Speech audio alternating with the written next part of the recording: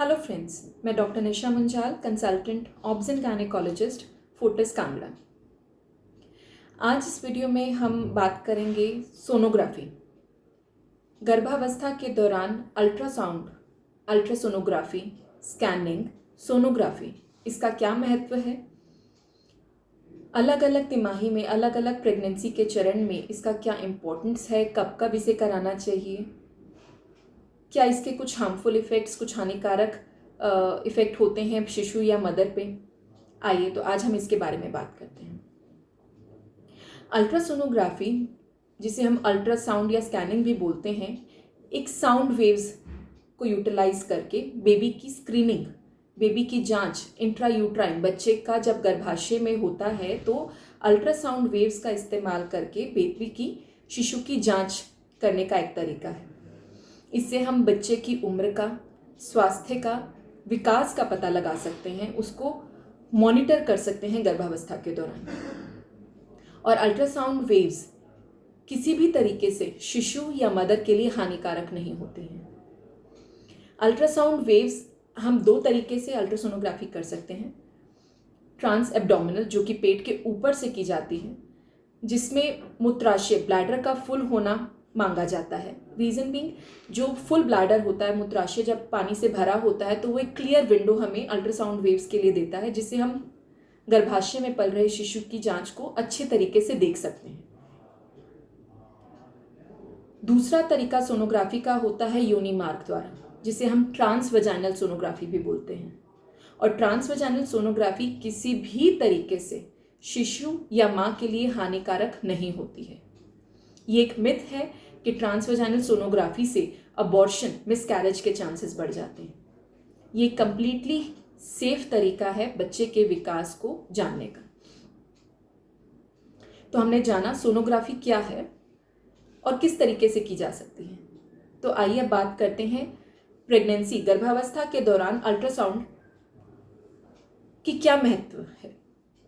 Sonography जब पहले तिमाही, पहले चरण गर्भावस्था में करते हैं हम लोग, तो उसका एक बहुत इम्पॉर्टेंट रोल रहता है ये जांचना कि प्रेगनेंसी कहाँ पर है। गर्भाशय में है, कहीं वो गर्भ नलिका में तो नहीं फंसी है, जिसे हम एक्टोपिक प्रेगनेंसी कहते हैं, जो कि एक जानलेवा सिचुएशन हो सकती है। तो ये जांचना कि बच्चा जो है, शिशु है, गर्भाशय के अंदर है या नहीं, कहीं वो गर्भ नलिका में तो नहीं है, इसके लिए पीरियड मिस होते ही 10-12 दिन के भीतर में एक सोनोग्राफी की जाती है, जिसे हम डेटिंग स्कैन भी बोलते हैं, जो हमें कंफर्म करती है कि प्रेगनेंसी यूट्रस के अंदर है, गर्भाशय के अंदर है और गर्भ नलिका में नहीं है। इसका दूसरा इंपॉर्टेंस होता है ये जानना कि गर्भाशय के अंदर कितने बच्चे हैं, कहीं ये जुड़वा या तिकड़ी तो नहीं है।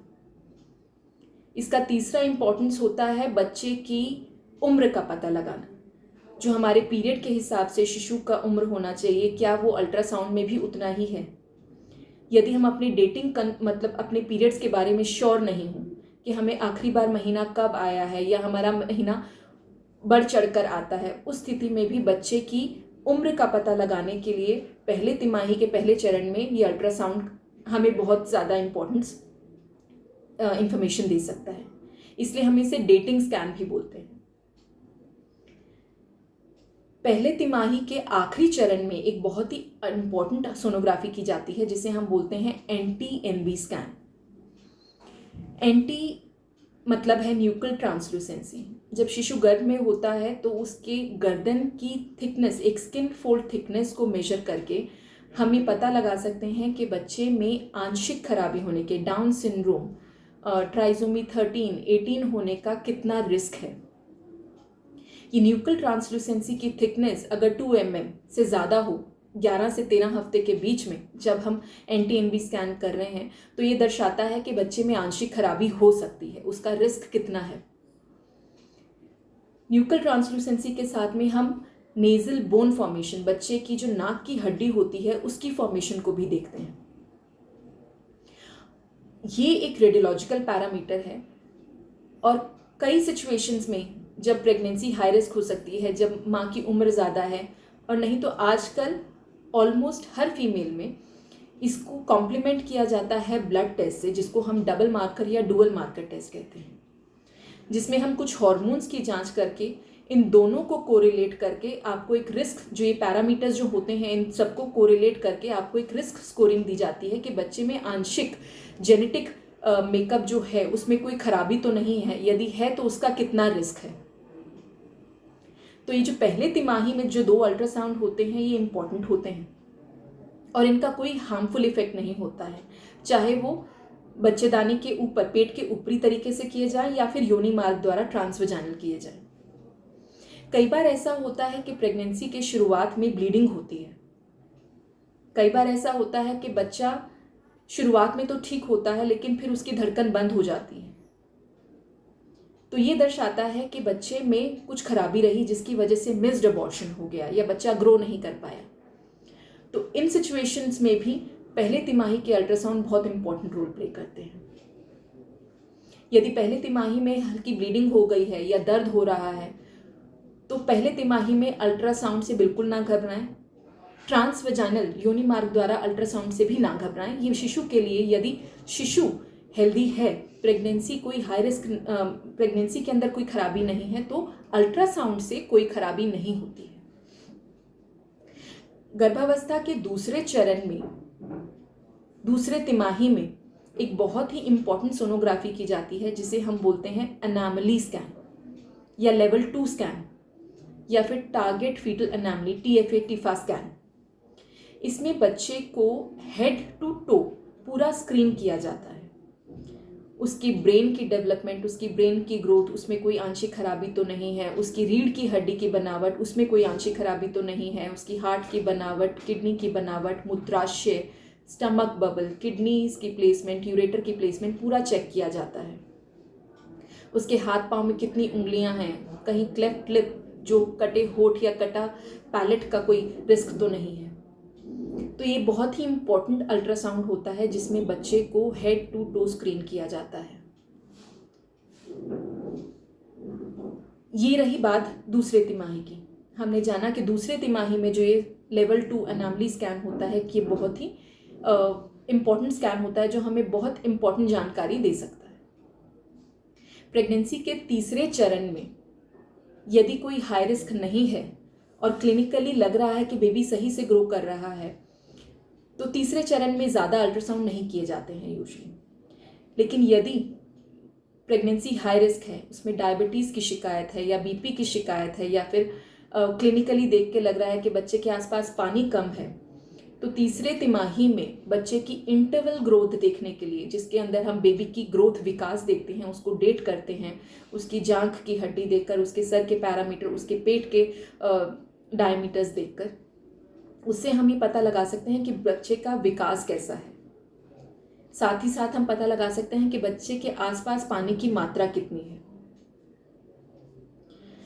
बच्चे के आसपास पानी की मात्रा, बच्चे का विकास, ये हमें दर्शाता है कि इंटरवल ग्रोथ, बच्चे की ग्रोथ कैसे हो रही है, बच्चे का विकास कैसा हो रहा है, ताकि हम समय रहते यदि हमें कुछ इंटरवेंशन करने की ज़रूरत है, कुछ दवाइयों द्वारा इंटरवेंशन करने की ज़रूरत है या कुछ ज़्यादा इंपॉर्टेंट सर्वेलेंस की ज़रूरत है तो हम सही समय पर स्टेप उठा सकें।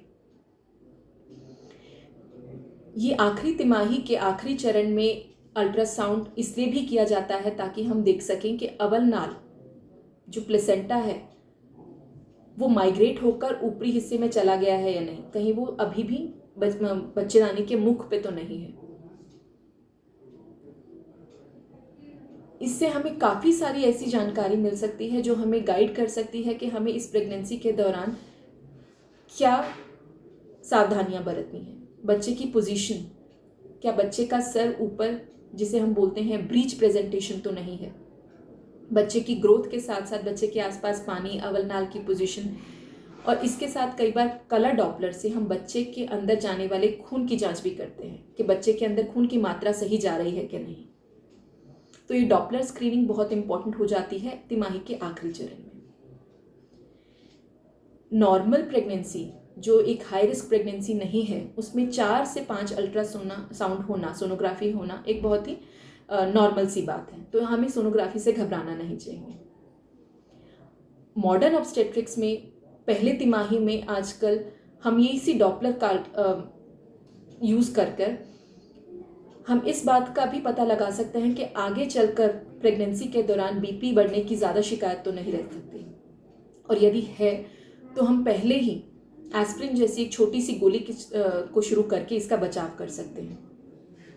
तो गर्भावस्था के दौरान सोनोग्राफी बिल्कुल भी हानिकारक नहीं है, और हर सोनोग्राफी कितनी बार होनी है, कैसे होनी है, हर प्रेगनेंसी में हर फीमेल में अलग अलग हो सकती है।